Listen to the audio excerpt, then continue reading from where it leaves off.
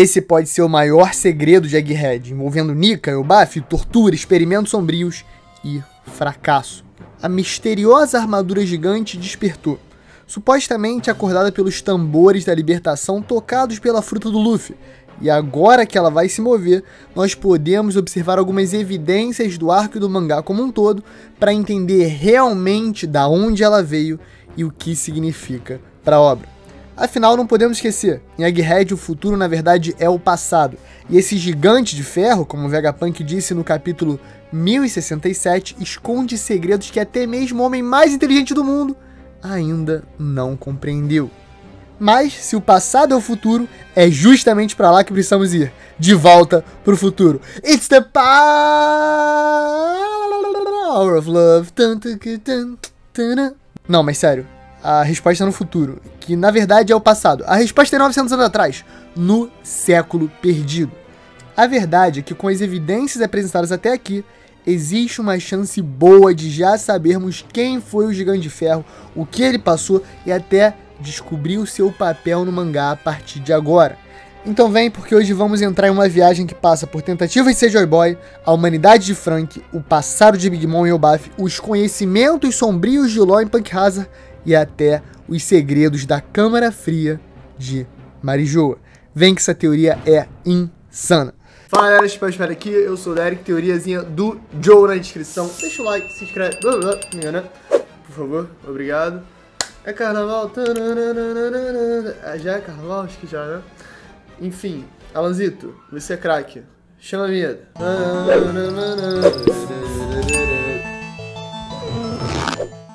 Alphonse, é você?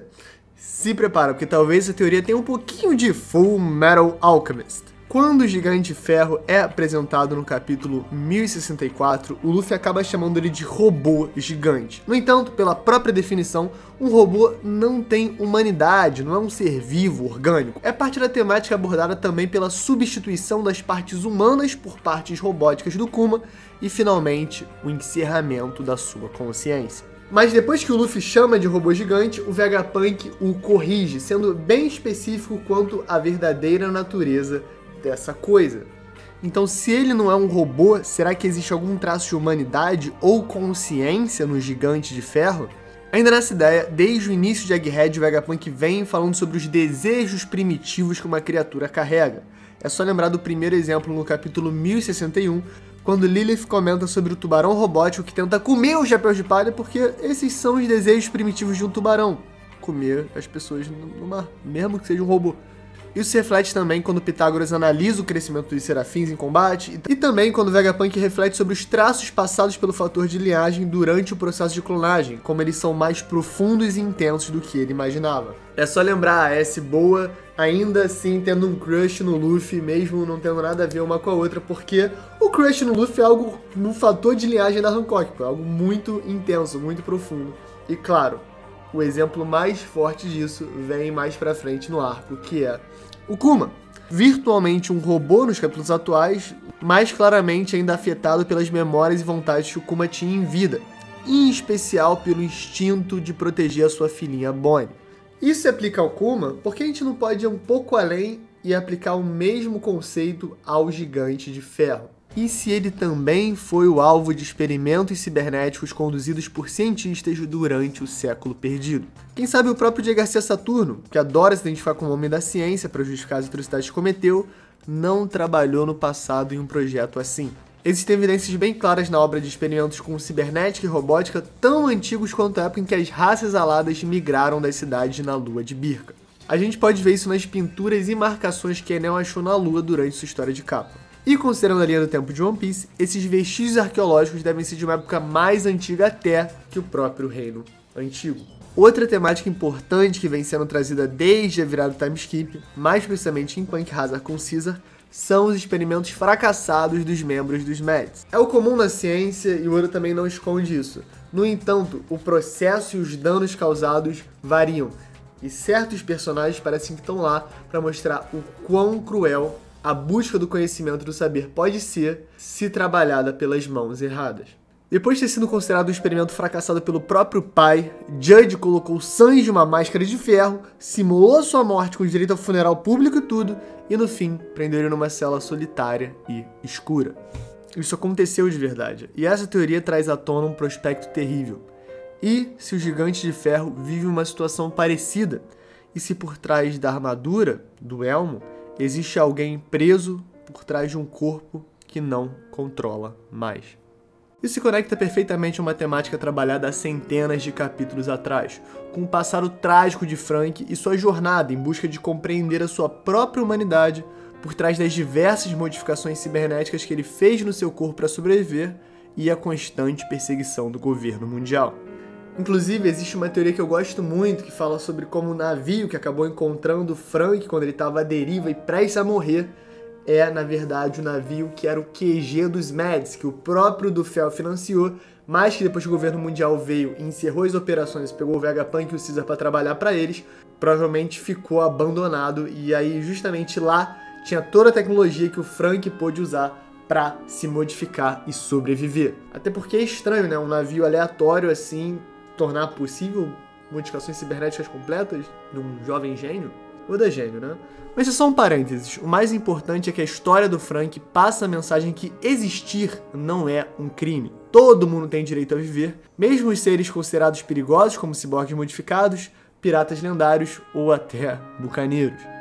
Isso se conecta ao que pode ter acontecido ao Gigante de Ferro no passado. E se ele foi punido porque sua existência foi considerada um fracasso científico, assim como Sanji foi punido pelo seu pai, aprisionado por trás de uma máscara e uma armadura de ferro. O precedente para esse tipo de experimento já foi diretamente citado no mangá. Durante o arco de Punk Hazard, o Law explica que o governo mundial tem pesquisado e experimentado com a possibilidade de criar humanos gigantes há séculos. Os próprios experimentos que o Caesar estava promovendo na ilha eram também um vestígio da pesquisa que ele iniciou ao lado do Vegapunk pelo governo, mas de maneira desenfreada e doentia, ele acabou drogando um grupo de crianças órfãs por um longo período de tempo, conseguindo uma gigantificação parcial, porém cheia de efeitos colaterais, que a Mock e seu grupinho estão tratando até agora nas instalações da G14 na Marinha, como a gente viu nos capítulos iniciais de Egghead. É insano porque o Oda trabalhou muito inteligentemente o grupo Mads. Cada um deles traz algum aspecto de uma habilidade científica que vai ser usada no futuro e que a gente consegue enxergar hoje em dia nos Serafins, que são a amálgama de todas as pesquisas juntas para tornar esse ser super badass e brabo. No entanto, isso não foi à toa. O Oda mostra o preço da ciência constantemente, fazendo ela ser aplicada por pessoas verdadeiramente cruéis, fora o Vegapunk, que mesmo sendo um cara do bem, cometeu vários atos dúbios durante a história em nome da ciência. E é isso, a gente não pode tirar da mente essa temática de ciência a qualquer custo que One Piece traz várias vezes, mesmo praticada por pessoas percebidas como do bem. Eu não tô falando que o Vegapunk não é do bem, tá? Só que às vezes essa visão meio maniqueísta é do bem, do mal, às vezes não ajuda. Mas sim, o Vegapunk é, para todos os efeitos, dentro da história, do bem. Mas beleza, se o Gigante de Ferro foi uma cobaia para experimentos que tentavam criar clones gigantes, isso explica a motivação para essa pesquisa. O governo mundial estava tentando fazer um exército gigante. A própria Robin fala sobre isso conversando com Law em Punk Hazard quando ele menciona os experimentos e os séculos de pesquisa que aconteceram. Ok, então estamos assumindo que o Gigante de Ferro era de fato um gigante vivo que existiu. Mas será que conseguimos descobrir a sua identidade? Então, agora o bagulho vai ficar bem insano, mas é muito interessante, se liga nessa. Se o assunto é gigante, naturalmente nós voltamos até Little Garden, com a introdução da raça e alguns de seus mitos mais importantes. Mais especificamente, Dory conta para Vivi e Luffy que existe um deus gigante chamado Elbaf, responsável por julgar os guerreiros e garantir a proteção divina para os justos. Durante o arco de Wano, com o Kaido, nós descobrimos que algumas figuras durante a história tentaram cumprir a profecia e se tornar Joy Boy. Isso fica explícito quando o King e o Kaido conversam sobre quem eles acham que é Joy Boy, ou como quando o Kaido destrói o Luffy, joga ele lá de cima e fala, você também não pôde se tornar Joy Boy. Até quase implicando que ele tentou ser Joy Boy até certo momento, ou que ele acreditava que poderia ser Joy Boy até hoje. Então é importante ter em mente, sim, o Luffy é Joy Boy, mas isso é mais do que o Luffy. É um título, algo que pode ser alcançado ou vislumbrado ou desejado por outras pessoas durante a história. É possível que Elbaf tenha sido uma figura histórica real que tentou herdar a vontade do Deus do Sol. Inclusive, essa figura é canonicamente reconhecida pelos gigantes na obra, porque durante o flashback da Big Mom, quando ela destrói e queima boa parte de Elbaf no surto de comida, a mãe Carmel consegue acalmar ela usando o Prometheus, que no momento do desastre é referenciado como Deus Sol. Capítulo 867 para quem estiver curioso. Inclusive, aproveita e relê o flashback da Big Mom, que é bom demais. Ia ser chamado flashback da Big Mom, de tão bom que ele é. Piada boa pra caralho. Bom, se isso for verdade, explicaria por que Imu-sama tem um chapéu de palha gigante guardado em uma câmara fria em Marijoa. Além disso, explicaria também a fala do Gorosei sobre como não importa a era, o governo mundial sempre fracassou em tentar obter a Gomu Gomu no Mi, mesmo depois de 8 séculos de tentativas. Isso também encaixa com a ideia de que a pessoa que era dona daquele chapéu não tem mais posse dele. Por quê? Porque ela foi capturada e transformada numa cobaia para experimentos científicos diversos. E pior de tudo, isso faz muito sentido. Pensa no Gigante de Ferro em Egghead. Ele sempre reage aos tambores da libertação, ao Luffy modo Nika, ao despertar o Deus do Sol. Isso faz com que ele desperte de alguma maneira. E a explicação para isso já foi dada várias vezes no mangá. São os desejos primitivos de uma criatura. Assim como o tubarão robótico do Vegapunk não resiste ao instinto de caçar no mar, assim como a S-Boa não resiste ao instinto de gadear o Luffy, assim como o Kuma não resiste ao instinto de proteger sua filha. O desejo primitivo do Gigante de Ferro é se tornar Joy Boy. Por isso, ao ouvir a percussão do verdadeiro Deus do Sol, ele reage além da própria capacidade física e orgânica que ele seria capaz. Então é provável que ele não seja somente um gigante de ferro, um robô, uma armadura. Na verdade, ele deve ser muito mais que isso. Por trás do aço e da misteriosa energia antiga que o move, existe um verdadeiro gigante carne e osso que um dia sonhou em se tornar Joy Boy. O mesmo gigante que era dono do chapéu de palha e também possuía o poder da Gomu Gomu no Mi, porém sem nunca realmente o ter despertado. Um capítulo da história que terminou com seu fracasso, captura e aprisionamento.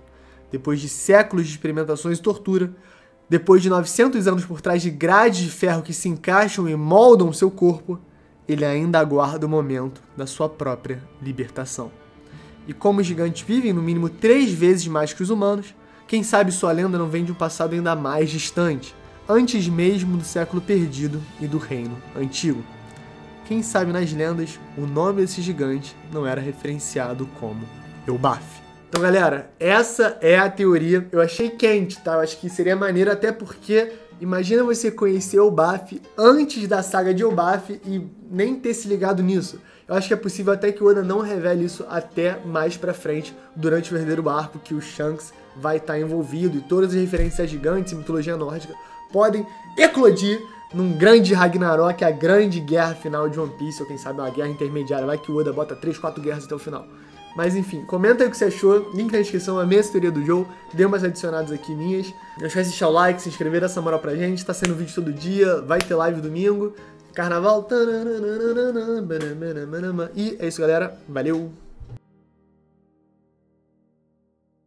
Pode palha secreto. Aí, na moral, no mundo que eu sou muito alérgico, tem uma parada que tá me ajudando.